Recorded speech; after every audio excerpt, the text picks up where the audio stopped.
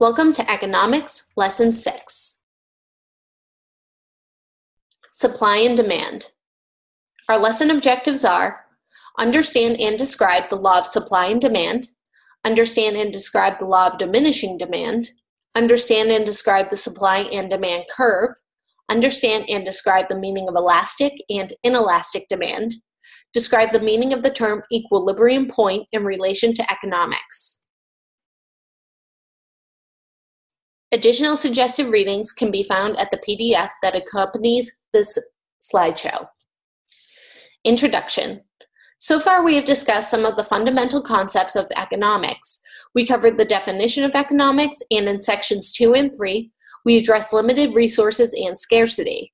In sections 4 and 5, we discuss the institutional forces that affect economic behavior, that is, the households, firms, and governmental organizations that interact to produce and distribute goods and services. Now we are ready to look at supply and demand, which are the major factors that explain the operation of our market economy. The concepts of supply and demand, along with elastic and inelastic demand, are where most students get confused and frustrated about economics. It is very important to understand these topics and that they are covered slowly and thoroughly, because these concepts are the cornerstone of economics. Before we get into the dreaded supply and demand graphs, let's do some word study.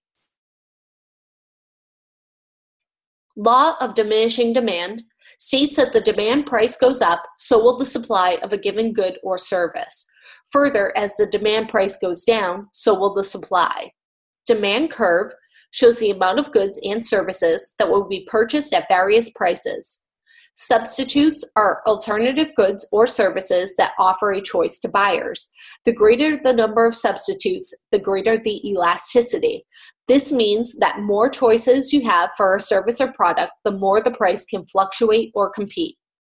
Elastic demand means that the price fluctuates, so does demand. As prices increase, the demand goes down, and as prices drop, demand goes up. Inelastic demand means that as the price fluctuates up or down within a relevant range, demand remains constant. Supply curve shows the amount of goods or services that will be made available and sold at various prices. Market equilibrium point is the point at which the quantity and the price sellers are willing to offer is equal to the quantity and price that buyers are willing to accept. Law of diminishing demand. Most families budget a certain amount of money to spend on groceries per week.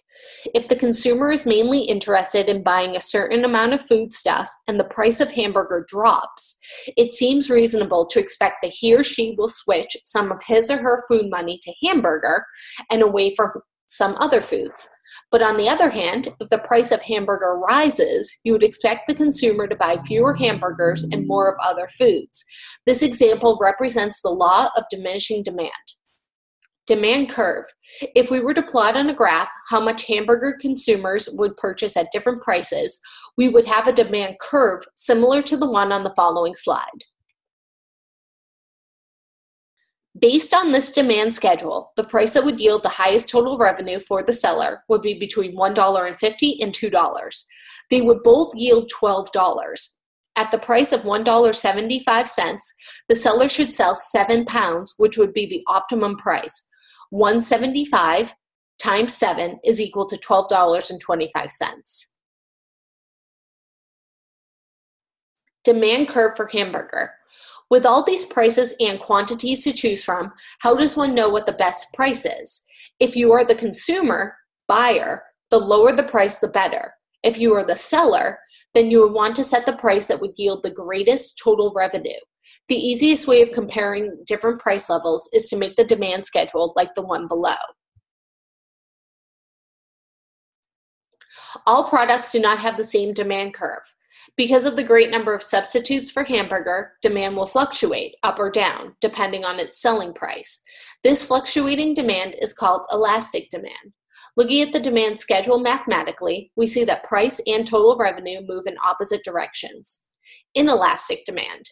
If a certain product, such as gasoline, does not have many good substitutes, the demand will remain the same as long as there is not quick, radical change in price. Let's look at a demand curve for gasoline.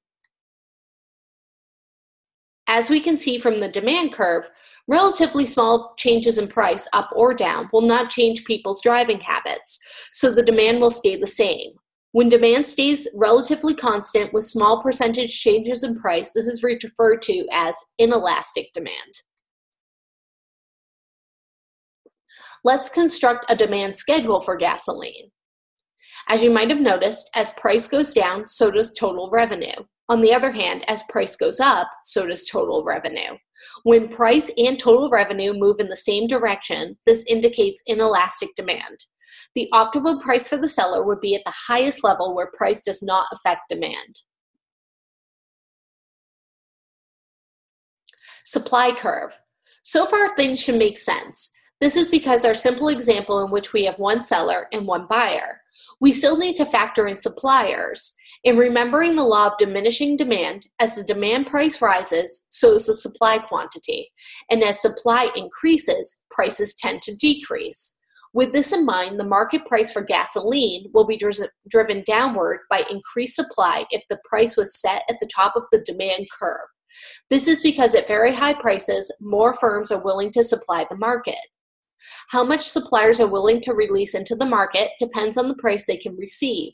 Typically, the higher the price, the more suppliers will release to the market. We can see how this works by looking at a supply curve. Market equilibrium for gasoline. Suppliers want to maximize their total revenue just as sellers do. So when the quantity and price that sellers are willing to offer are equal to the quantity and price that buyers are willing to accept, then they have reached the market equilibrium point. The following graph shows the equilibrium point for gasoline. When we combine the gasoline demand curve and supply curve, we can see that the equilibrium point is $1.20. What next? Take the time to go back and review the lesson on your own. After your review, complete the lesson review for the lesson and submit for grading. Remember, your submission should follow all the rules for standard written English. All submissions should be written in your own words and sources used cited at the end. How to cite sources in APA format. When you reference a source within an APA-style paper, whether it is using a direct quote, repurposing an image, or simply referring to an idea or theory, you should insert an in-text citation, the author's surname, and the date of publication within parentheses, straight after a direct quote. CitationMachine.net will assist you in creating citations.